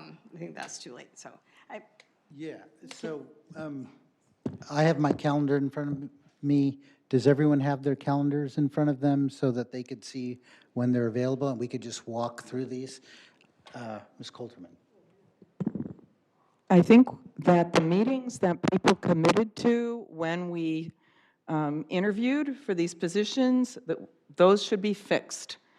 And then we can add additional after that, but I'm assuming the ones that are in gray are the ones that were people committed to when we applied and were selected for this committee, because people said they were available for those days. I would also suggest the evening meetings, 6 p.m. is really hard for people getting off of work, picking up children with the dinner hour, that perhaps at least some could start at 6:30 or 7. 7 is when our council meetings start, so people are more used to, to that time. Mr. Cooley. So I haven't done this kind of thing before. Are we able to take, are we able to break this down and say we're going to take an action on the meetings that have already been, that we have kind of times on, and then we're going to take an action on if we want to add another meeting, and then we're going to take an action on, do we want to have subcommittee meetings, or do we have to figure that all out and put it all into one motion? I just don't know the process. We can have multiple motions. Yeah. Awesome. Okay, then I would suggest that we break it down so we don't keep going back and forth. Absolutely. I need a definition on subcommittee. If by subcommittee you mean a couple of us go to a meeting to hear input, if that's is that a subcommittee in your mind? Is that what you're? I don't consider that to be a subcommittee. I was thinking of a subcommittee that might want to work on bullet points that we would send to council. As our city attorney said, we can do this very informally. If you just find another person and you say, hey, you want to buddy up and let's go do these meetings, we don't need to formalize that. Well, I think any bullet points that are going to go to the council have to be in front of all They 7 would. members. The subcommittee would come up with a proposal, and then we discuss it and ratify it or add amendments to it. Or every every little grouping here would come up with their own suggestions. That's what I'm confused about is the group either, there's not that many of us that we couldn't bring whatever we're gathering and then bullet point that at the end of each one of the regular meetings, bullet point what we think is the consensus from the community at that time. Is that what you're thinking? Well, we're going to have report outs from the subcommittees, but those aren't going to be the actual draft that we send to the council. Well, I didn't realize we were having subcommittees. So Okay. I think I used the term, and I was using it in a completely different format. I was saying, if we wanted to break up and go have meetings with the community, I was assuming that if we wanted to have any sort of resources from the city helping us get rooms or whatever, we would have to say the committee would have to say people go do that. And that's why I was using subcommittee. I was not talking about anything else. If you were, with my question about breaking up subcommittee and going out to community, I was just using the term as a small group that gets a little bit of help finding rooms. And Okay, city attorney. Pardon my barging in here, but I feel like I might have a suggestion that might help you focus on making some progress. I think that in terms of bullet points, it's really kind of straightforward. It's like, do you want to keep the 6 districts or do you want to do something else? And of the something else, what do those districts look like? Oh, come on. No, I mean seriously. I mean, and if you don't talk to the public that way, you're not going to. If you leave it as open-ended, what you'll get back won't be very helpful, because, and you might even just suggest that we right away put out a survey that asks that exact question. You know, how many people are looking at it this way? How many people are looking at it that way? And then you'd have some idea of what you should focus on. If it looks like the overwhelming majority of people are focusing on the 6 districts, then you can say, well, let's not really pursue the rest of it. I mean, it doesn't look like that's what the 70% we're looking at. So that I think you should really focus on the kind of, I hate to say it, but the simple numbers of this, the 2, 3, or 6, and then the other points of the bullet points will flow from that. I see that it could be that easy, but unfortunately, we appealed the judge's decision. So I'm not quite understanding why that wouldn't be so easy. I'm trying to understand your question. What? The city appealed the 6th district Right. decision. Yeah. So it's not as easy as just saying we're going to do 6 districts. There was a rationale for the city wanting to appeal that decision. Yeah, I mean, the reason we need to do this exercise is that the judge's decision only lasts for two elections, and we have a charter that's inconsistent with the judge's judgment. So the city needs to know what it's going to do in 2022. I understand. So that's the reason that we are sitting here. Of course, yeah. All right, Mr. Silva. I think we need to really focus on 70% of the people already gave an advisory vote that they want districts, they want a mayor at large, and should just focus to that and not go out of that focus, because already 70%, that's a huge number, and that was a big election, right? Big election. So I think we need to focus to that, and then the other thing about the marketing this, we have Nextdoor, we have Channel 15, we have people have Facebook. I'm not on Facebook, but Facebook and Twitter. There's the Art and Wine. We have a huge amount of people that come with the Art and Wine. Can we have a booth? And we all man the booth certain times during that time, giving that information out in September. And let's see what else I got here. Oh, some of these summer musical things at the Central Park, maybe have a table there giving the information out also. But really focus on Measure N, because that's what the voters wanted, and stick to that, and then start going out of that realm. So That's my recommendation. I understand. Will there be any collateral that we have? Will the city print up any flyers explaining what it is? So if we were going to staff a booth at the Art and Wine, right, could we? We can have flyers, so we can do a generic flyer with just the outreach of the meeting schedule, and then we can figure out with the committee, if you want more specific information or questions as this progresses, we can design something that you feel Okay. you'll need. I want to again suggest that we lock down our dates for the next 3 meetings and then decide if we want to do that 4th meeting and then talk about, these are really good ideas for what else to do, just so we can spend the time talking about the Art and Wine Festival without having to worry about coming back and doing this. Yes. Just because we've got my mic's off. Yeah, just. And I do, if I may, I do want to clarify the ones that are highlighted or shaded in green were the original, the ones remaining were the original ones that were posted when the Charter Review Committee was announced for applicants. So we have those dates held in those rooms. The other dates are still available. I just did a quick check. Those were not held, but they look to still be available if you wanted to add or modify some. I didn't want to cut off your Art and Wine idea, but I want to talk about it, but I don't want to lose this part. So this is what I propose. I actually agree with Ms. Coulterman that this is what was proposed and this is what we went to the interviews with. But we can just march through these and we can just have a show of hands for who can make which dates. So who can make the 13th of August? Can you raise your hand, please? We're all supposed to have already made that one, right? We're all supposed to be committed to be able to do that. Okay. Can we do the opposite? Oh, yeah, if you can't make it, that's fine, yeah, okay. If you can't make the 13th, please raise your hand. All right. Okay. There was no comment on my suggestion about starting after the school year starts and not having a meeting before the school year starts. Well, these are the dates that we're voting on right now. Well, that's what I'm saying. Is the 15th, 16th, and 17th available, or are we voting up or down on the green? We're voting on all of them, yeah. So we're trying to find availability before we have a proposal. Correct. Oh, sorry, Ms. Coulterman. Yeah, I understand school starts on the 15th, but there are a lot of other dates that if people who have children starting school can't make that date, there are other dates that they could make and have their voice heard after that point. Okay. But these are meetings where we're all meeting. These are meetings where we pretty much all have to be here so that we can make a decision on, basically vote on our actions. So these are meetings that we need to be at. These are not. So, Mr. Ricosa, you cannot be there on the 13th?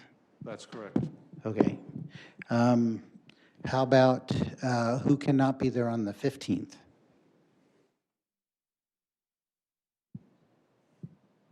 Okay, it looks like everyone can be there on the 15th. All right. Who cannot be there on the 16th? Okay, 3 of us. Who cannot be there on the 17th? Okay, 3 of us. So we have the 13th and the 15th. And we could move it to the 15th because I think everyone can be there. All right, let's move to the next one, September 21st. Yes, Mr. Silva. Are we going to go with the 15th before we move on? Or should we make a motion to change it to the 15th? We could make a motion if you want to do that now. Do a motion for all the dates after we get all the availability? Just Well, let's see just really do quick up or down let's on do where are you available, and we let's might just have. Let's just do it one at a time. So is there a motion to move it to the 15th? I make a motion that we change the August meeting to August 15th from the 13th to accommodate a full staff of committee members. Is there a second? Second. Okay, all in favor? Aye. Aye. All right, passes. All right, so we're moving that meeting to the 15th. Now, September 21st. Okay. September 21st is a Saturday.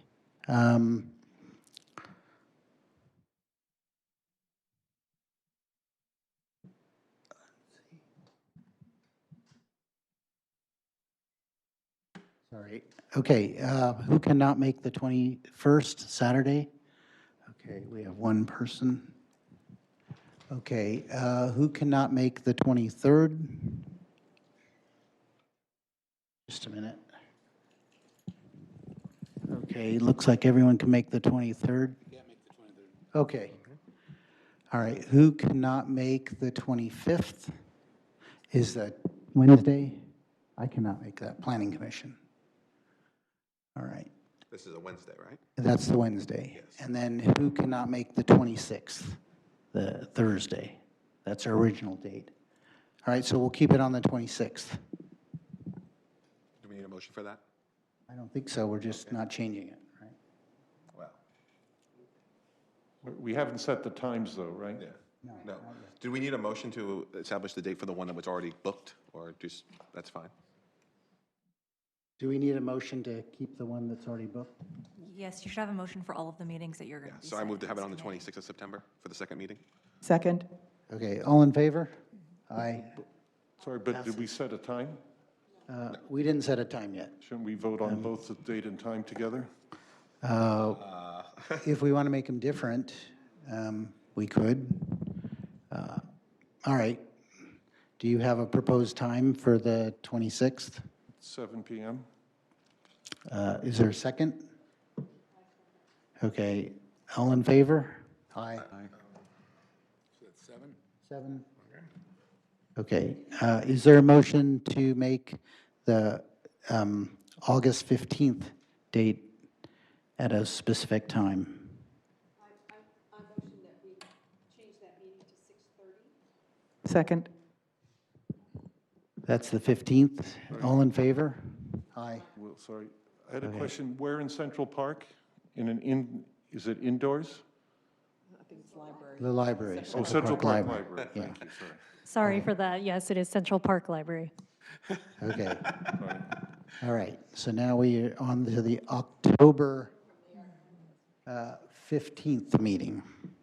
Okay. October 15th. Who cannot make the October 15th meeting? Okay, 2 of us. October 17th, that's Thursday, that's our regular meeting time. Who cannot make that? Okay, October 18th, the Friday, who cannot make that? Okay, 2 of us, all right, 3 of us. Okay, how about Saturday, October 19th? Who cannot make that? 1, 2 of us, okay. And, all right. So is there a motion to keep the date as is? Date or date and time? And then is there a proposed time? Okay, make a motion to keep the date on October 17th, 7 PM? 7? Second? 7? Right, and we also need to establish a location. Oh, it says Mission or North Side. Right. Okay. Can we try for North Side in the interest of getting the North Side residents? Okay, so the motion is keep it the 17th at 7 at the north North side? Side Library. Is there a second? Second. Okay, all in favor? Aye. Aye. All right, passes. All right, we're done. On the dates? Okay, sure. It was on. Yeah, my name's Steve Chesson, President of Californians for Electoral Reform. If you really want to gather as much input as possible, you would also use those Saturday dates to have informal meetings. You probably want to notice them in case a majority of you happen to show up, but the only agenda would be to take public input, because there are going to be a lot of people who would be able to come to your Saturday events but not be able to come to your evening meetings. You should also think about, I liked the idea that the suggestion was made about Art and Wine Festival. I don't know if you have farmers markets in Santa Clara or not, but you should have pop-up events where you can hand out flyers. Not all of you have to be there, but they should be noticed on the city's website. Sunnyvale did that when they were gathering public input for their events, and it was very successful. So you should look at all the events that are happening around the city and arrange to have either staff or a few commissioners or both at those events. They don't have to be noticed as long as a majority of you don't show up, but they should be listed on the city's website so people will know about them. Okay, thank you. Would any other member of the public like to weigh in on the meeting dates? All right. Chairman? Yes. So just to clarify, these dates are dates that city staff saw that were available on the calendar. So I think, as the member of the public mentioned, Mr. Chesson, like if the committee wants to book these dates, you would definitely inform city staff today so that we could book it before they do get booked by somebody else. So the only ones that have been placed on hold are the ones in green. So clearly, August 15th, you have requested to make a change. City staff would go ahead and book August 15th, but if there are other dates, even if you don't want to hold an officially noticed meeting, you probably might want to book those. And then if we're going to design a flyer, you would include that on the flyer, even if it may not be an official committee meeting. So if I wanted to do August 17th at Mission Library, I would let the staff know? I mean, it wouldn't be The committee everybody. should let the staff know so that we can block those and reserve them. And reserve it.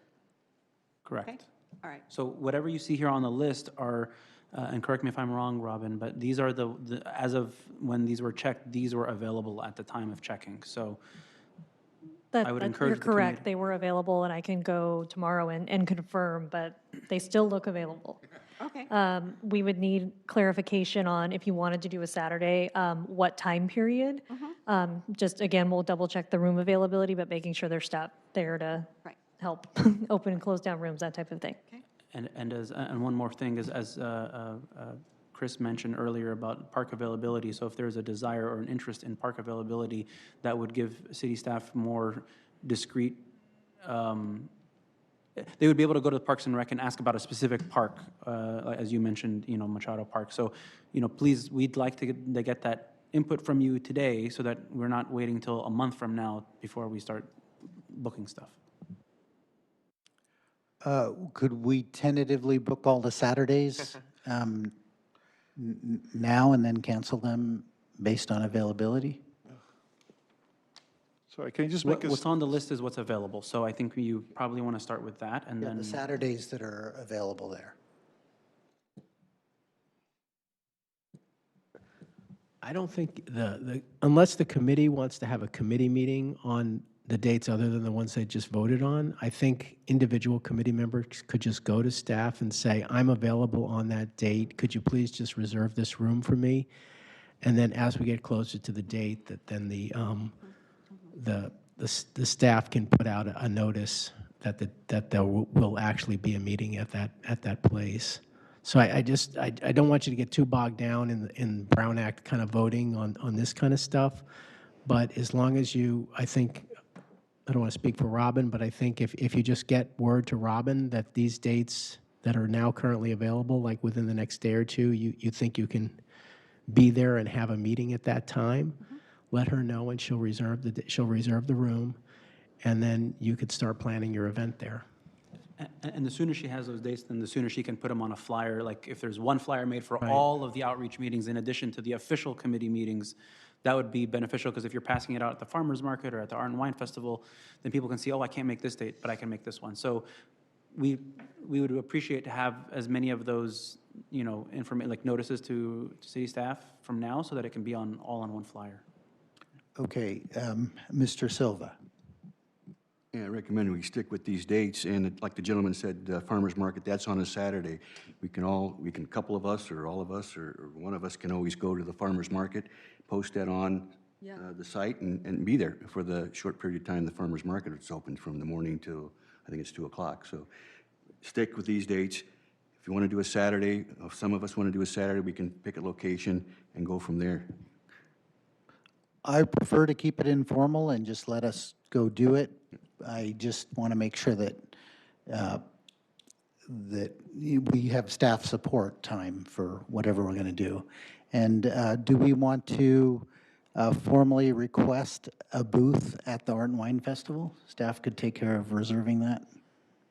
No, I think you should just wander around. I'm not sure on the process for that. I know there is a formal process for booths at the Art and Wine, and I'm not sure what the timing is on that. It's certainly something I can check on to see if there's, if there is a cost associated with that. I'm not sure. So let me get back to you on that. I'll email, possibly through Hossam or you directly, Mr. Jane, and let you know.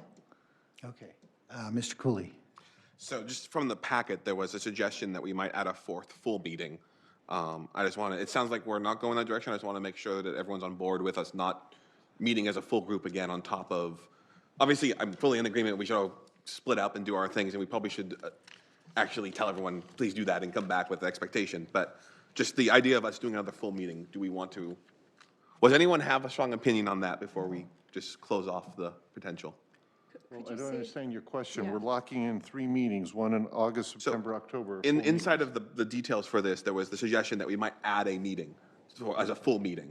And I wanted to make sure we didn't want to do that. Oh, good point. And yeah. Do we want to discuss that, When Mr. would you Chair? want to have the meeting? I think we could slot one in if you want, or we could decide at our next meeting based on our progress. Yeah, I agree with that, exactly. Okay. Wait and see if we need it. Mr. Silva. And one more thing, I think if we're going to go out on our own, would it be more transparent if you email the whole group and say, hey, I'm going to be at the farmer's market this Saturday, if anybody wants to come and join me, so we all know what's going on? Does that sound? I think what I would recommend that you do is, if you're going to be somewhere, you send it to staff, and then they'll email it to everyone to avoid Brown Act. Yeah, I think rather than, it's probably easier if you just get it to staff, and then staff puts it on the city's website. Well, I think we're going to have a website for the committee, and then we'll just have a list of all the events the committee is going to have, and then we can just say, at this time, there'll be these committee members will be there, and if you want to join them, let staff know, and then your name will appear there as well. No, but if 4 people show up, then that's a violation of the. Well, that's why we want to get it on the website so people can see who's going to come. That's what I was getting at, Yeah. Yes, Mr. Bonito. Does the city have any kind of list of maybe ethnic or cultural groups that may be registered with the city that we could reach out to? I want to make sure that people that are wanting to be heard, we reach out to them specifically. Yeah, I believe there are a couple lists, various lists, so let me check on that and get back to you and find out what might be the most appropriate. I could look online, but if you have, Yeah, some no, that are that's- registered. I can that's certainly look into that. Great, thank you very much. Mr. Acosta. Quick suggestion on that line, it's excellent. We can look at and go to all the committee meetings, the regular commissions. We can go to the Landmark Commission, we can go to the Board of Library Trustees, we can go to all those and ask to be put on the agenda for a quick presentation. Certainly. And along the lines of Mr. Bonito, there's neighborhood associations. We could probably get a list of those as well. Okay, any other comments? Yes, So Mr. Cooley. I don't know if there's a motion on, but I would suggest that we, I guess, make the commitment that we will all go out and participate in like one outreach between the August and September dates and the September and October dates, or actually I guess it would be now in August and September, and then actually have that on the agenda in the future meetings of having a report back. And I think that if we get, us going to 3 things in between these meetings, that gives us quite a bit more outreach. So that's my suggestion for these informal meetings. Certainly. Yeah, so I don't know if that needs to be a motion. I get on the agenda, we would have to do a motion for that, and I don't think so. It's based on your own personal commitment, what you want to do, right? okay. I guess I was saying we should set a kind of a We'll just expectation for committee members to go off and do We'll just make sure that each agenda includes an item of reports from committee members on public outreach, and then we'll be covered under the Brown Act for any input you want to transmit at that point. Okay, very good. Excuse me. Before we leave this, could somebody read the finalized dates and times and locations for the meetings as we've adjusted them?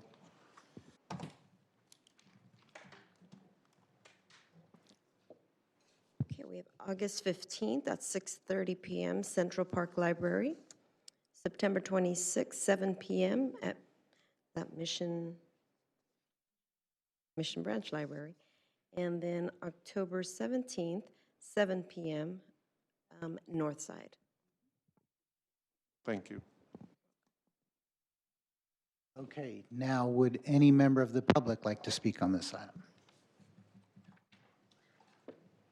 John Sontag from District 3 and the chair of the Salary Setting Commission. So just an observation, having just finished that, I would suggest that you add a meeting or two at the end, because that whole closing approval process actually takes a public notice and an extra meeting. And so we ended up having to do that twice in the last 2 months.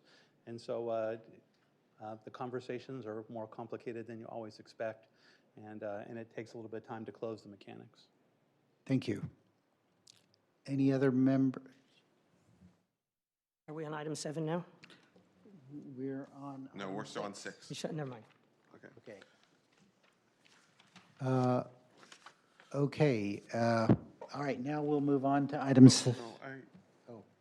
Yeah, so I actually like that idea. If we have a time put aside for a like a meeting that we're not intending on actually getting any feedback on, but just to, and we may not have to have it if we actually get it done on the 17th of October, but maybe something in like the next week that we can, if we could all have time available, so in case something does happen where we have to meet and just, maybe something has to go back and come back to us, just so we have that.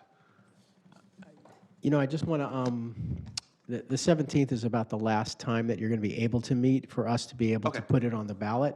So if you want to have an extra meeting, I say consider it in August or September of putting it before the 17th and just keeping the 17th as your final meeting. Right, that was on the other calendar, that it had to be, this had to be wrapped up by the 17th. Because there's going to be, we need some time to get the actual charter amendment to the council so that they can get it to the registrar of voters. Okay, do you have a proposal for a date for an extra meeting? Do you want to try to do it? I mean, or the other alternative would be that the meeting on the 17th, we would not be looking for new, like that would not be a meeting where we're expecting people to come up with bring new public feedback coming in, and it would be, I'm recognizing the notion that if we're trying to get work done, we may not want to be having new things come in that someone might say like, oh, we should look into that, right? So if we just say that the 17th is the meeting where we want to try to close everything out, I think that's fine.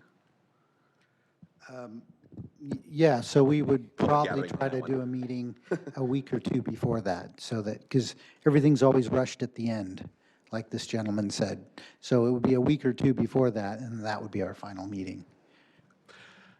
I have no problem with that. I have full availability, but people here seem to have less, so. So if I may, in your packet, the other sheet kind of got us a little off track, but in your packet, there was a suggested Saturday date for a fourth meeting, which was Saturday, September 21st at Northside, and around 11 to 2 was the timeframe. That can be adjusted slightly. That room is already held, but I just wanted to call your attention to that date. It was a little earlier than, the end of October. Should you need it, that's there, but that's up for discussion. Can we see who can go on that, can be there on that date again? Okay, who cannot be there on the 21st? And what time?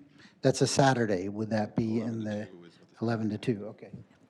We'll start with that. So 11 to 2 on, yes, Ms. Colton. I may or may not have open house that morning, and so I would be available like lunch and later, possibly the whole day, but I don't know, and I can't get on my school calendar from here. So do you want to propose doing it at 2 to 4 or something on that Saturday? Or 12:30 or 1 o'clock, and 1 to 3. Just to be clear, the availability that's held right now is from 11 to 2. I understand, but she Then- can't be Well, there. then like noon to Yeah. 2. So, so noon to 2? Is there a motion to set a meeting? Well, first, who is not available noon to 2 on Saturday, September 21st? Anybody? People check their calendars.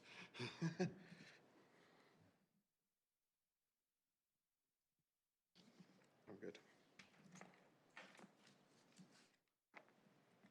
Okay, so is there a motion to propose a meeting from noon to 2? Okay. Second. All right, all in favor? Aye. Passes. All right, To determine location? North side or Mission? yeah. Right. It's at Northside Library is currently held for that meeting. Okay, north side.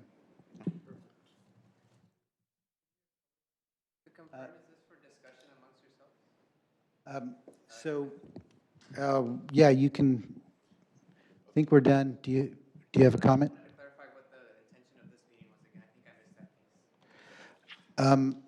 This meeting on the 21st would be another public input meeting. Okay, and then most likely the October 17th meeting would be one where we're actually ratifying a recommendation of council. Okay, now we move on to item number. For the survey? We had a whole bunch of discussion on that. I don't know if there was anything needed to get done. Well, I think staff is going to propose one, and then we can just email staff with our questions for the survey. That's, I think, what we decided. So by the next meeting, we will. We should have a survey up by the next meeting.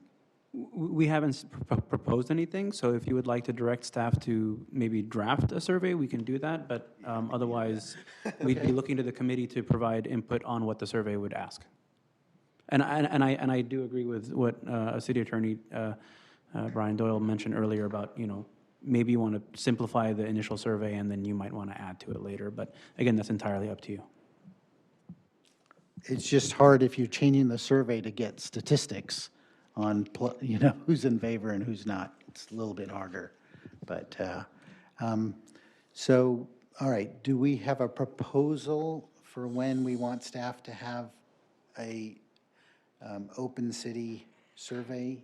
So it would seem to me that we would want to get something together before the next meeting and then have it go out. I don't know if we need to actually do anything here. We can just say, so it sounds like we all want to possibly send feedback in to things we actually want to say on the survey. I don't know if we need to have let's see the survey before we send it out, or we can just say, we're going to send it out and look at the results. But at least by the next meeting, it should be ready to go up after we say, okay, it should be no later than that.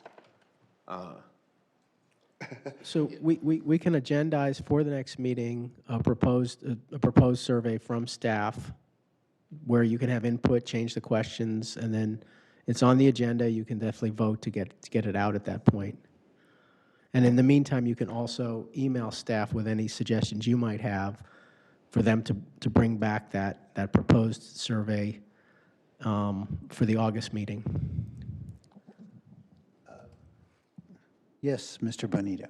Is it possible to do a little bit via email? So in other words, if we got everything there and they send something out to us, maybe we can do an iteration via email? I'm just concerned that by the time we get all the inputs, this group, it's going to be like, August, it'll be like October. Well, I mean, by if the you just time we're want to done. direct staff to do a survey based on some basic initial questions, you can do that right now. You don't have to vote on it. You just kind of say, we'd like to see you do that, and then bring back the results of that initial survey together with some supplemental questions you might want to consider to augment. You can do it that way. I like that because we have some meat.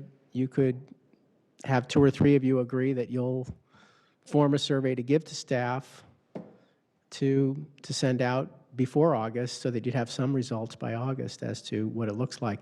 I don't think it's going to be the kind of survey that's going to close. I think it's just going to continue to have input as you add to it and change it. That's kind of what we did the last time. we were under a lot of time constraints, so we did do surveys during the districting process. And so, we're familiar with how to do that and get some public input for that.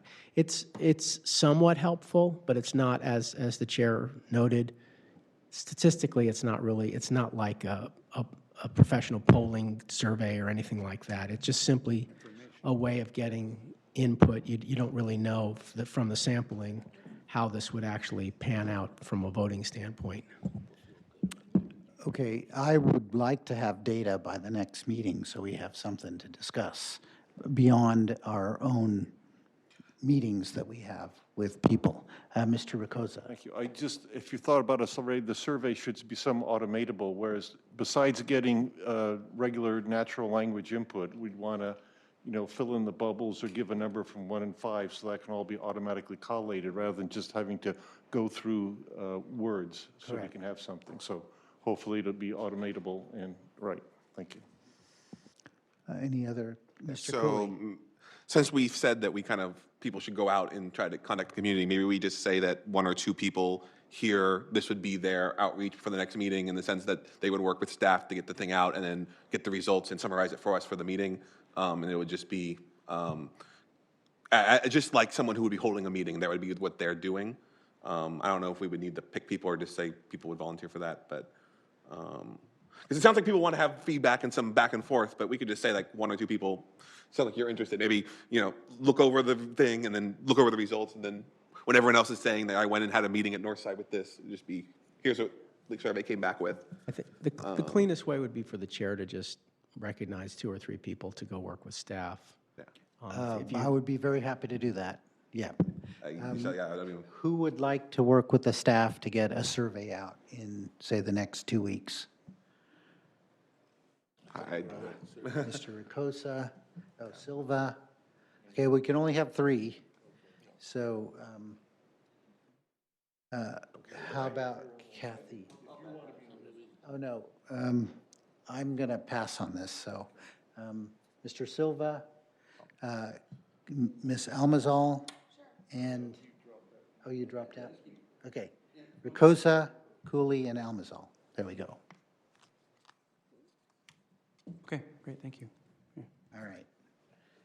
And would it be appropriate for us to have like an email conversation between the 3 of us about the survey, or should we? You could do that. Okay, You're cool. not violating the Brown I Act. just want to make sure. Yes. Okay, very good. Now we can move on to item number 7. Would any member of the public like to speak on district boundaries?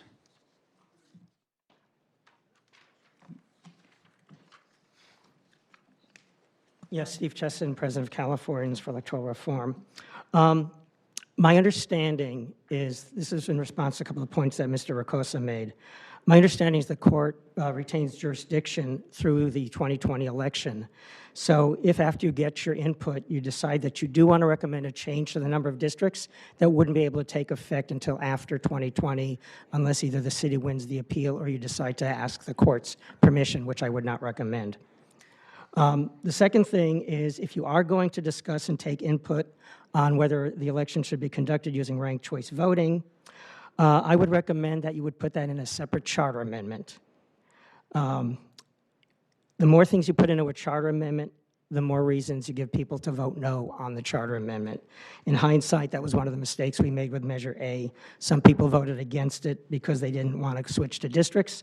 Some people voted against it because they didn't like ranked choice voting. And I think if we had decoupled those things, the outcome might have been different. So if you are going to discuss ranked choice voting and decide to make a recommendation on that, that should go into a separate charter amendment. Thank you very much. Any other member of the public? Chair Jane, sorry to interrupt. I just wanted to correct the agenda. It says public hearing to receive input on district boundaries. It should say just public hearing to receive input on district elections, not the boundaries. Oh, okay. Yeah. Okay. We're not drawing lines. All right. Hi, my name is Ladonna Yumori-Kaku, a resident for 35 years. I was hearing people with the discussion about the 6 districts, and I would like to support the 6 districts and not have 3 6 districts, but represented by 3 people at large. I like having the representative live in your neighborhood, and I'm sure as a candidate, financially, it was a lot easier because you could wind up with some districts having multiple, right, people from that district and another district not having anybody in their neighborhood. So think about that too. Thank you. Hi, Mike Kaku. I do support the 6th district. As you know, this last election, District 3, we had ours. And I have to tell you, it was probably the first time I was kind of excited about our election. Our city, I don't think, is too small to have 6 districts. It really felt like I was involved. And now it was the first time, of course, so things are still kind of getting settled. But I really foresee that with time, more candidates, more input from the people that are living in the district. I just think that would rejuvenate everything, including interest in voting, you know. And so I hope that the committee, you know, will very much consider it. Actually, I think in terms of the trial, the city proposed the 6th district plan, and I think it's a good one. I think it's a nice balance. I'm really, like I said, I know I'm repeating myself, but I look forward to in a few years where we're going to have that kind of nice change and more participation going on. So appreciate that. Thanks. Thank you. Anyone else? Yes. Just a quick comment on outreach and preparing the survey and flyers and whatnot. Considering that we're going to want to do outreach for diverse communities, perhaps it'd be useful to have materials available in native languages other than in English. I wonder if that would be something that the city could accommodate to. Yes, we can. Awesome. Thank you. Anyone else? Okay, I think that's all the public comment. So is there a motion to adjourn? Or are there any other comments? Make a motion, we adjourn the meeting. Second? Second. Okay, all in favor? Adjourned. Thank you very much.